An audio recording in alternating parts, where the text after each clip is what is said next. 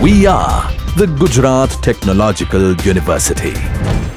Since its inception over a decade ago, GTU has been empowering young and curating minds to realize their true potential.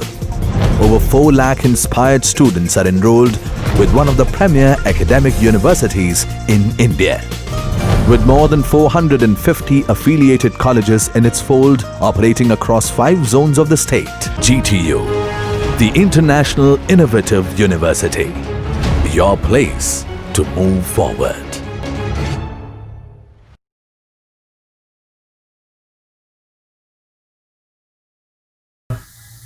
In this video, we are going to talk about some terms that we will use for calculating examples, and we will look about efficiencies, various kind of efficiencies, thermal efficiency, mechanical efficiency of IC engine. Okay.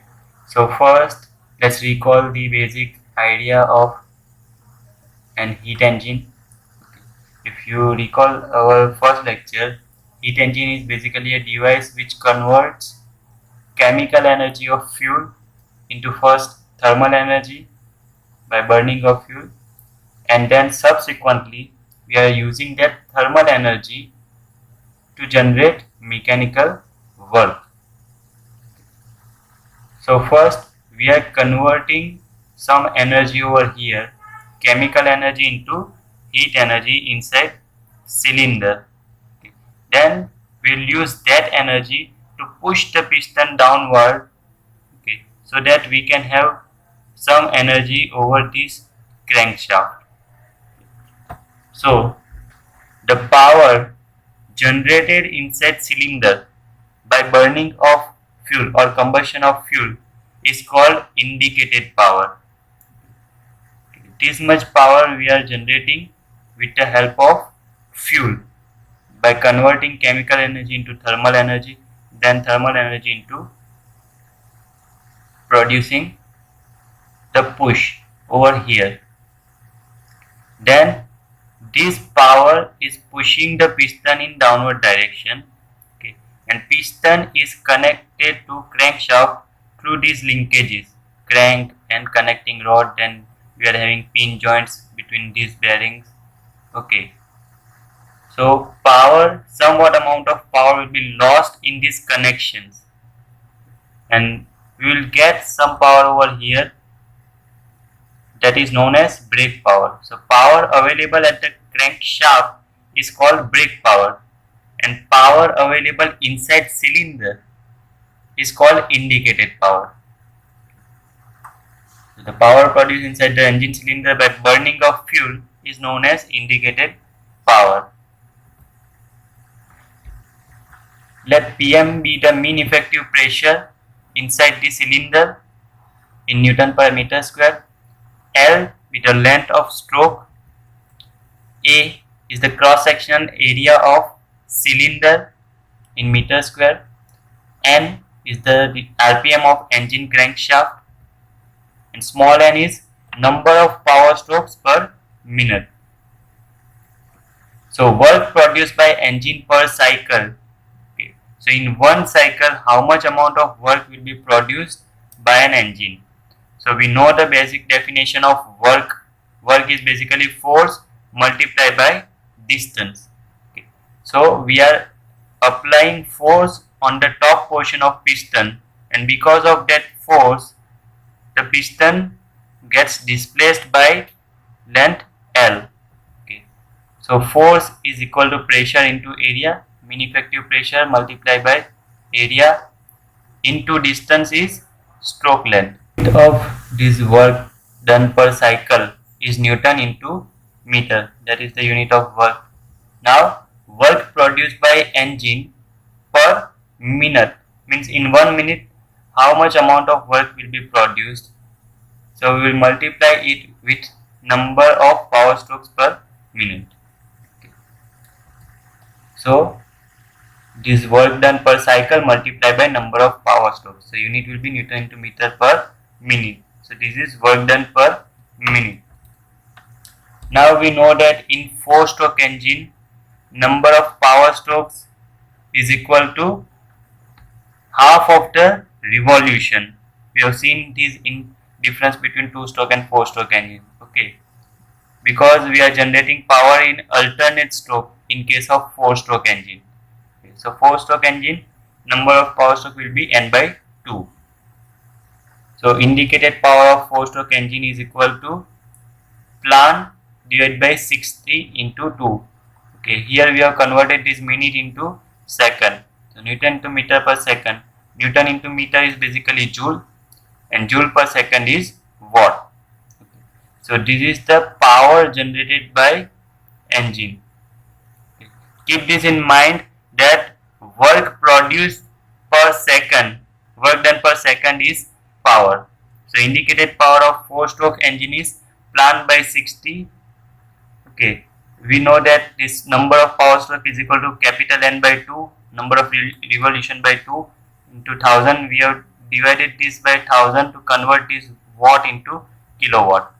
So for 2-stroke engine, indicated power is equal to plan by 60. Okay, we know that in 2-stroke engine, number of power stroke is equal to number of revolution. So in this case, we are not dividing it by 2. So indicated power of the 2-stroke engine is plan by 60. If we want to convert it into kilowatt, then we are required to divide it by 1000. Okay. So this is the power indicated power by generated in 4-stroke, and this is in 2-stroke. So now brake power. As we have said, power available at the crankshaft is known as brake power, and it is measured by dynamometer. Dynamometer is the device used to measure the brake power. Let W be the net load acting on the brake drum. That will look what is W and where it is acting. R is radius of crankshaft. Okay, if you see the equation of brake power, it is similar to indicated power, but one difference is there. Instead of indicated mean effective pressure, we are having brake mean effective pressure. So if in example this PMB is given, then you can directly find brake power from this equation. Otherwise, another equation of power, we know that power is equal to torque multiplied by omega. Okay, we all know this famous equation, power is equal to T into omega. Okay, and omega is equal to 2 pi n by 60. So you can also find brake power from this equation, 2 pi nt by 60. Okay. Now if we want to measure the brake power, then in this equation we are required to measure torque only, torque and number of revolution. And we can see the difference between indicated power and brake power. Okay, we are generating some amount of power and we are getting a different amount of power over here. So some power is lost in friction between these connections. We know that piston and connecting rod is connected with pin joint, so friction will be present over there, as well as connecting rod and crank is connected with pin joint or bearing. Some of loss will also be there in the form of friction. Okay, so if we want to find the friction power, then we can use this simple equation. Friction power is equal to indicated power minus brake power. Means whatever power available here minus whatever power available here will be equal to the power loss in between. Now, how to measure the brake power? These are the dynamometers that can be used for measuring brake power. We will see one of them, rope brake dynamometer used for measuring brake power. So this is the apparatus. It is hatching section is the crankshaft, and on the crankshaft a drum is mounted, that is called dynamometer drum, and on the periphery of drum one rope is wound and one end of rope is attached with load W and other end of rope is attached to wall through spring balance. Okay, this spring balance will indicate how much amount of force acting in this section of rope. and we know that in this downward section of rope the load is W. So now we can calculate the torque based on the equation first. The amount of load acting is equal to W minus S. S is the spring load. Capital W is the dead weight. S is the spring balance reading in Newton. Okay, it is in Newton. So you can say it is force. Force indicated by this spring balance. Capital D is the diameter of this drum. Small d is the diameter of rope. And capital N is equal to crankshaft speed in RPM. And RB is the radius of brake drum. Okay, radius of this drum from center to this point. Okay, and then we have taken the mean radius, so capital D plus small d by 2, so it will be half of this distance from this point to this point.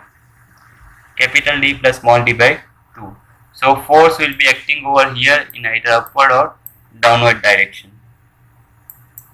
Okay, and we know that torque is equal to force multiplied by perpendicular distance or radius. So first we will find out how much amount of load is acting. So brake load is equal to W is acting downward and S spring load is acting in upward direction.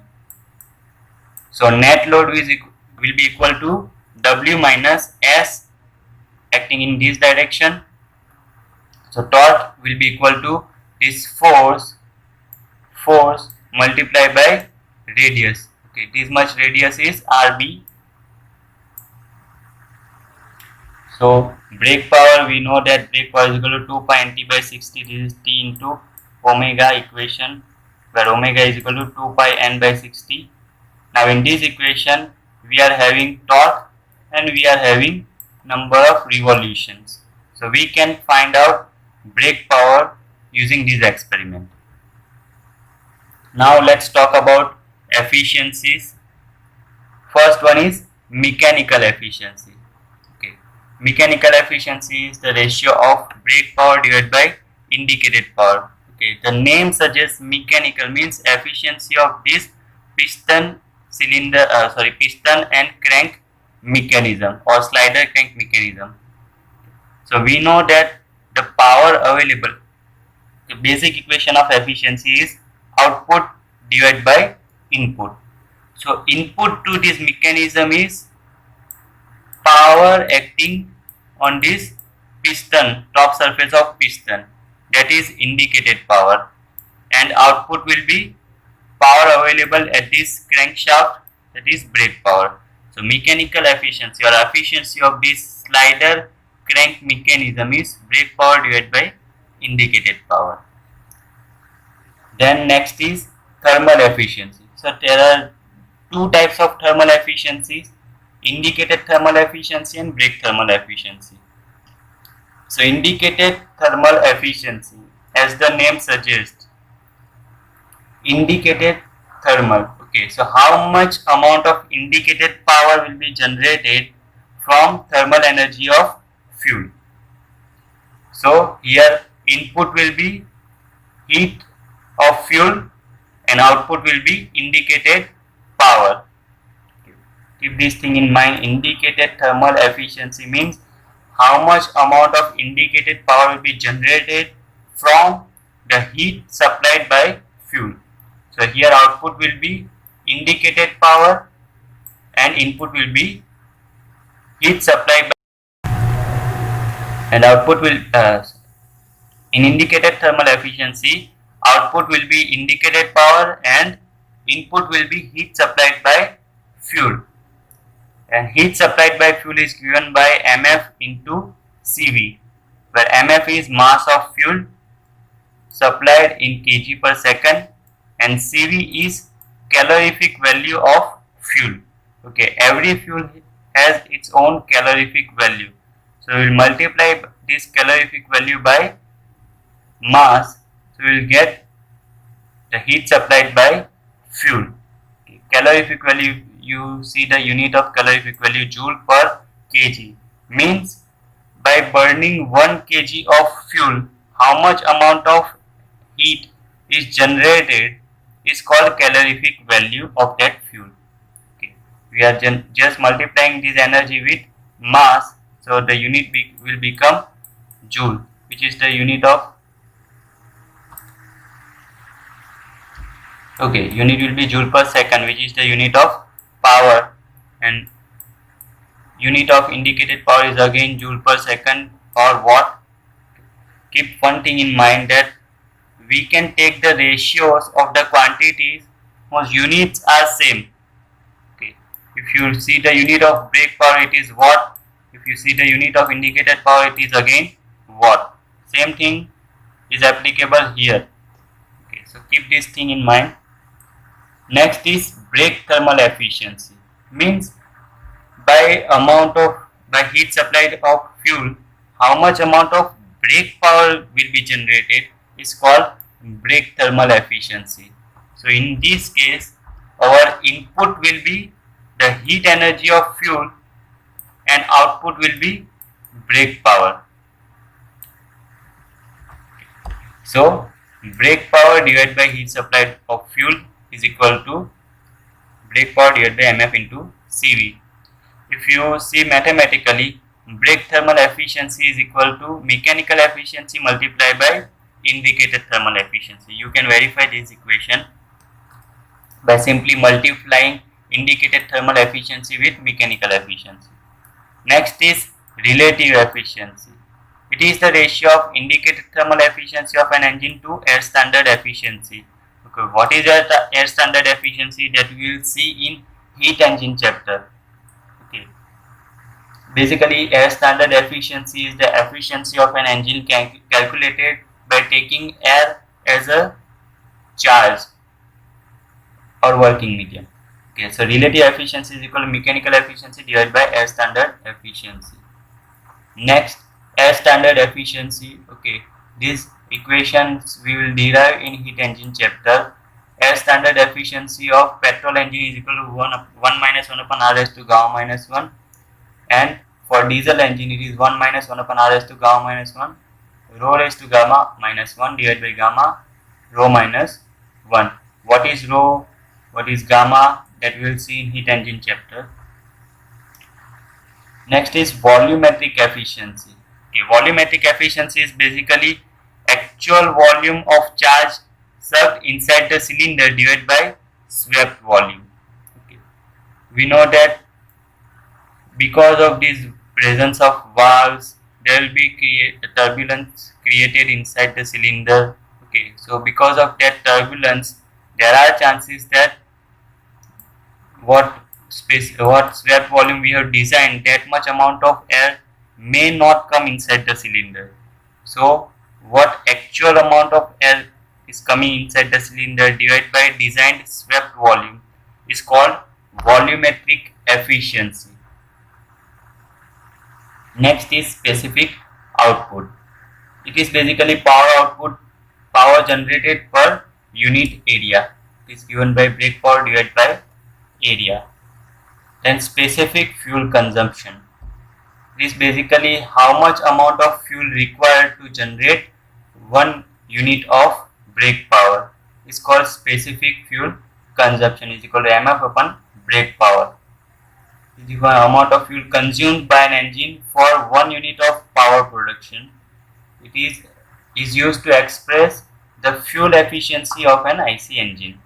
So specific fuel consumption is this, and unit of specific fuel consumption is kilogram per kilowatt hour, where MF is equal to mass of fuel supplied kg per hour. Keep this thing in mind. Here in equation of specific fuel consumption, unit of mass is kg per hour,